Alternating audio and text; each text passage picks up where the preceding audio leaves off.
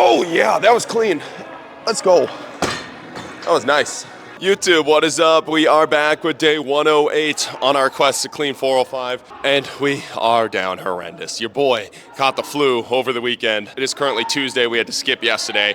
Our fever did not break. We were bedridden ever since Friday. I mean, it makes last week make a little bit more sense. I went back and edited the video on Thursday. I was talking about feeling like shit on Thursday, didn't know what was happening. Felt absolutely terrible on Friday, like everything in the body just was not feeling good. And I was powering through all those lifts. Friday night at Hit Tracks, I really just started to like shut down, and Saturday morning I woke up with like a brutally sore throat and really bad chills and a really bad fever, and we were stuck in bed Saturday, Sunday, Monday, Tuesday. And the fever finally broke, and we're finally out of bed today, thanks to the girlfriend's bone broth and water regimen she has me on currently. But the body is still a little beat up. We still have the chills just a little bit. We're not feeling the best.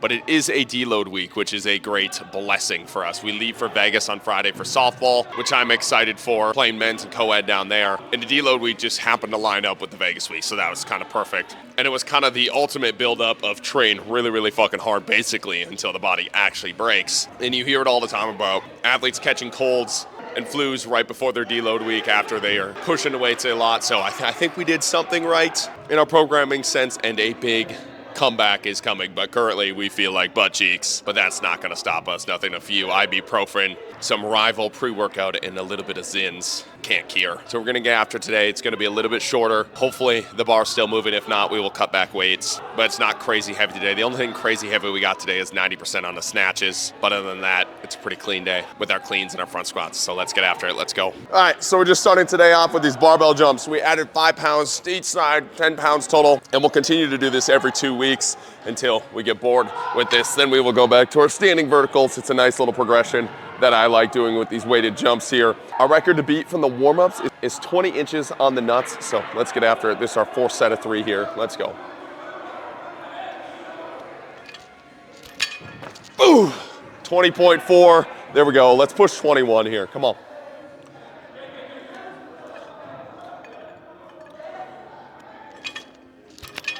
Ooh, 21.4. Let's go. Keep sending it, powered by these cough drops that are in my mouth. Let's get it.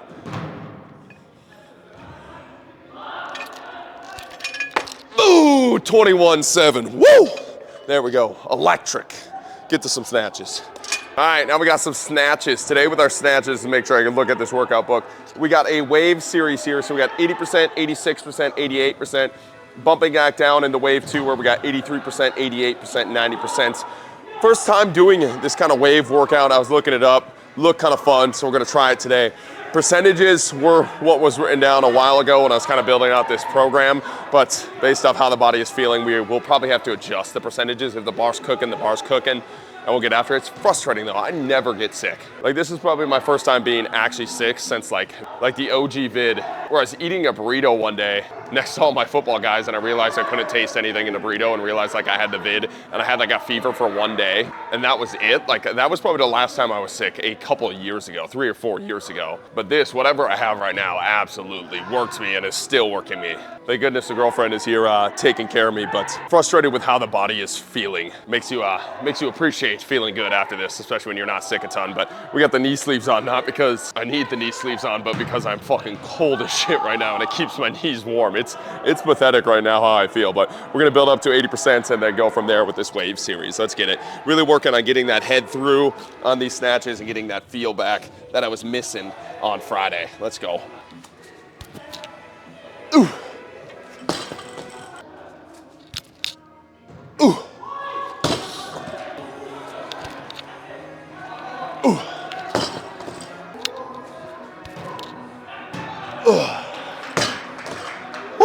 All right, here's our first sets at 80%. The bar's moving decent. I really like the focus of like snapping that head through. I think the more violent I am, and obviously, dude, do not take these cues and just apply them perfectly. But for me right now, that feel of like violently and overemphasizing that violent head snap through has been given a good head position on the catch, which I've liked.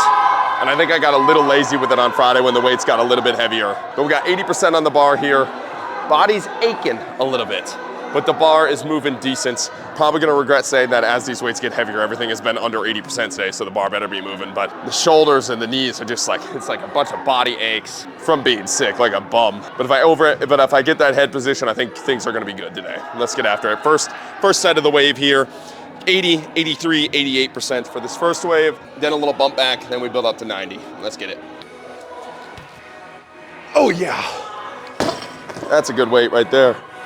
Now we got 86% on the bar, 230 pounds here. Let's keep it clean, keep it ripping, let's go. Ooh. Oh, gosh, dang, slow.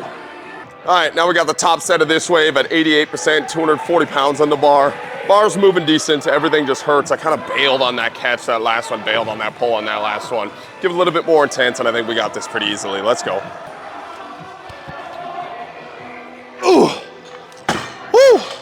For how sticky we feel, we will take that today. Holy crap.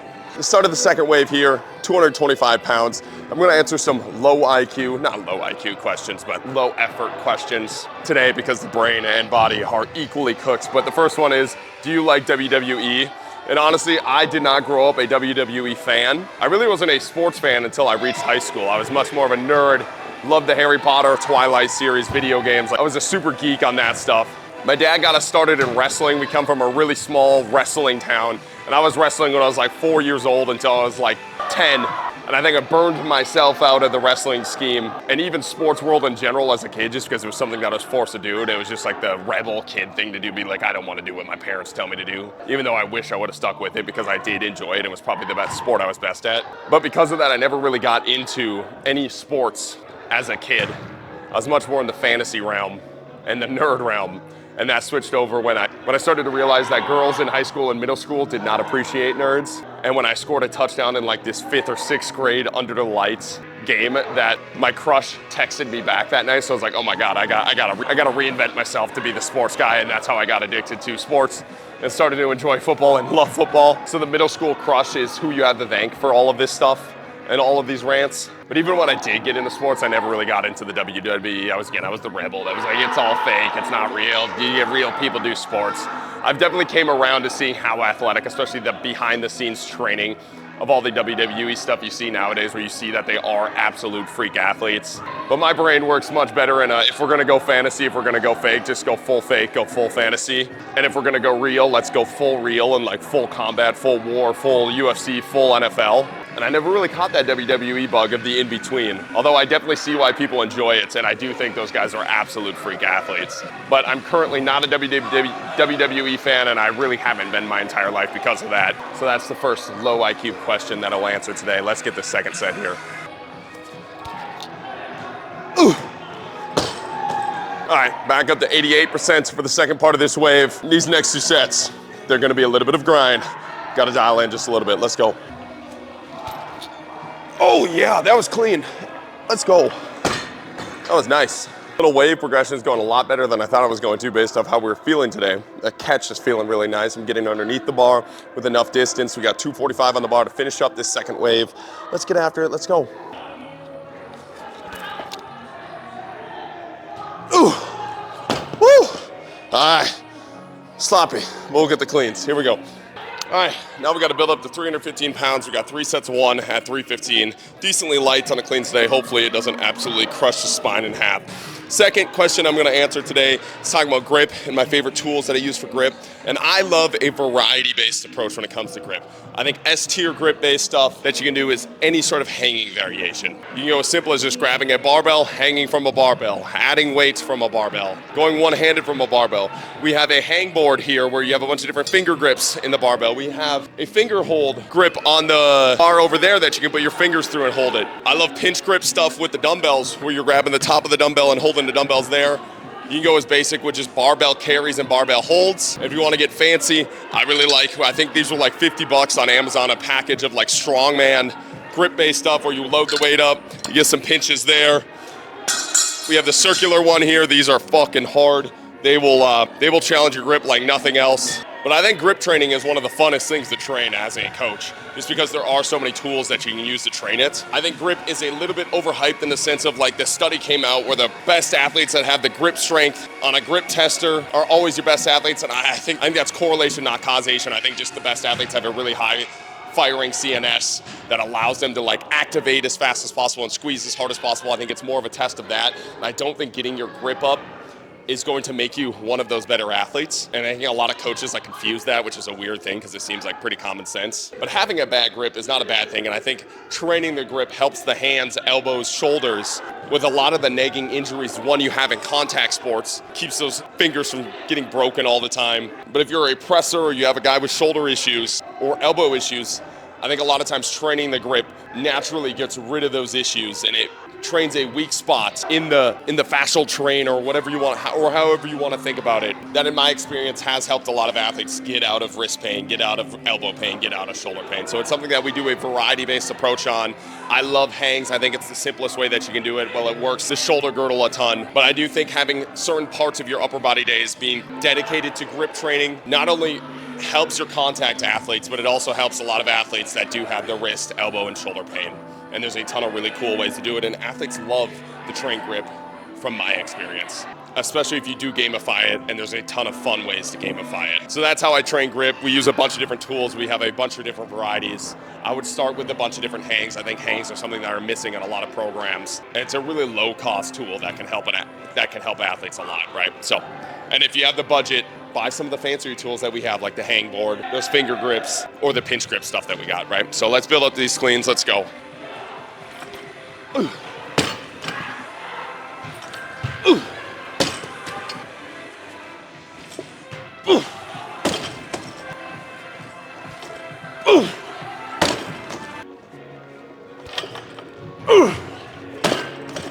At 315, bar's moving pretty good. It's gonna sound stupid, but it feels kind of nice to have the pull feel like shit and everything feel heavy because like I'm focused more on the technique, not on purpose, but it's like it's slowing down the pull so I'm not rushing it. And I'm getting that bar much higher and it feels like I'm staying connected to the bar on the clean. If we had to go heavier, it would absolutely bother me, but it's a good little feel right here. Goal is to try and power at least some of these. We're gonna see how this first one feels and we'll build up from there, but 295 moved pretty good. So let's get this 315 here, let's go.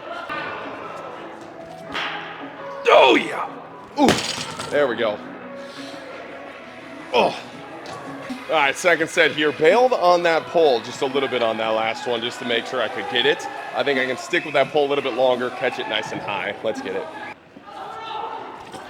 Ooh, yeah, easy. Final set here. Really like how the bar is moving and how when I envision something and talk about something, I'm actually doing it. Days like these are good days, especially for how the body's feeling here. Let's go. Oh, missed it. Damn it. Shit, missed the power on that one. That's why you can't talk a big game. Let's get these front squats. Now we got 4 sets of 1. Backing off on these front squats this week for our deload. Pause squats here at 295, going pretty light. We're gonna emphasize in that pause, be dramatic as fuck with it, and we're gonna make this bar move. Let's go.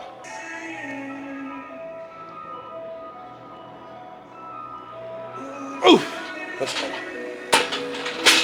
All right, before we hit the second set, I'm gonna answer the question, would I rather focus on athletes' strengths or weaknesses? And we just had Beefcake Sensei on the podcast kind of talk about this. If you haven't listened to that podcast, I'd really recommend listening to it. It's out now. But one of the really cool things that he was talking about is how so much of fitness right now is focused on athletes' weaknesses. So much is focused on like not dying and not breaking.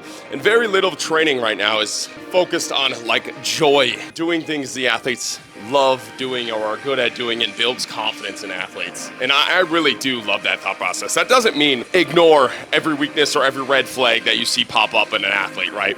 That's obviously part of your job as a coach is to prepare that athlete to the best of your ability, and a lot of that is taking care of a lot of the low-hanging fruit, and a lot of the low-hanging fruit is the things the athletes aren't good at. But you can do these things concurrently by giving them their cookie and doing the things that the athletes are also good at. And for every athlete, that's going to change. For the fast athletes, it's still letting them sprint fast and then building up some strength stuff on the back end. And for the strength athletes, it's still sprinting, but giving them the cookie of doing weightlifting, right, and the things that they are good at. And not only letting them doing it, but like emphasizing, hey, that's a fucking strength of yours. You should be really confident in doing these things and really confident in your body's ability and how fucking sweet it is that you're able to do these things. And it's really cool when you have like a super mobile athlete and you're doing some mobility challenges or some movement challenges, and those athletes are really good at those things, and a lot of times coaches don't value those things, and that athlete just feels like they're doing things they suck at all the time without ever getting their cookie and without ever gaining any confidence of like doing the things that you are good at is a really cool thing, and not everybody can do those things. And I think we should do a better job as strength coaches of building up confidence in our athletes with the things that they're already good at by giving them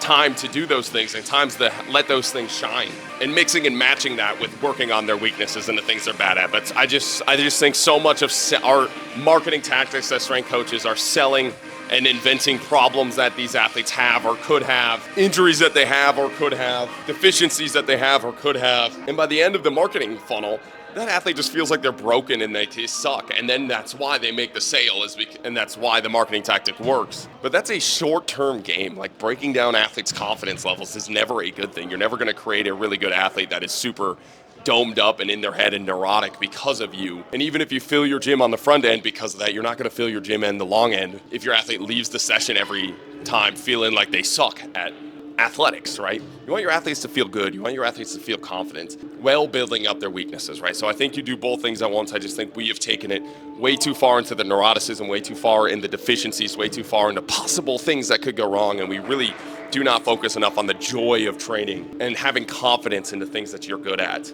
and building those things up in an athlete. I would much rather face an athlete that is way overly and naively confident than an athlete that is prepared with a coach a ton but doubts everything that they do or is neurotic about everything that they do. I think that is a massive psychological handicap that we put on athletes, and we don't need to, right? So do both things at once, but don't just beat down your athletes to sell a fucking program. It's not the way to go. It's a short-term game with short-term people. You want to play long-term games with long-term people. Let's get the second set here.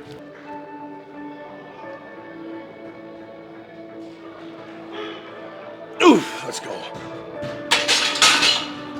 All right, let's rip these last two sets and get to some accessories. We got some Bulgarians and back extensions to finish up with. Let's go.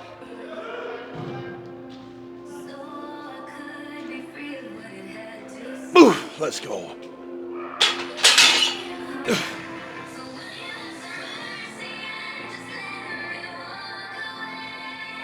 Ooh, let's go. Finish up with these accessories and get out of here. Then we got 2 sets of 6 single arm Bulgarians here. I really like these. These have been loading up that hip, a little bit sport specific for softball, but been feeling these in the opposite hip and having it stabilized with the single arm weight here. It's been a really nice feel, something I need to work on. We got 2 sets of 6 here. Let's go.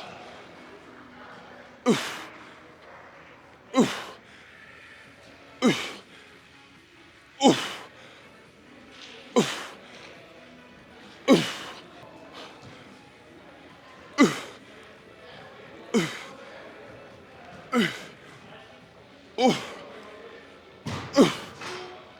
Oof. Let's go. Finish up with some back extension here and get out of here. The last thing we got today, 2 sets of 10 here on these back extensions. Continue to build up that lower back and these glutes. I've been loving spamming these. Let's get it.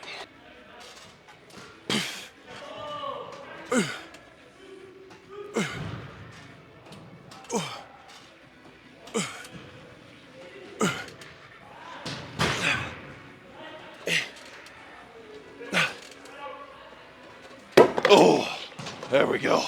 Appreciate you guys watching.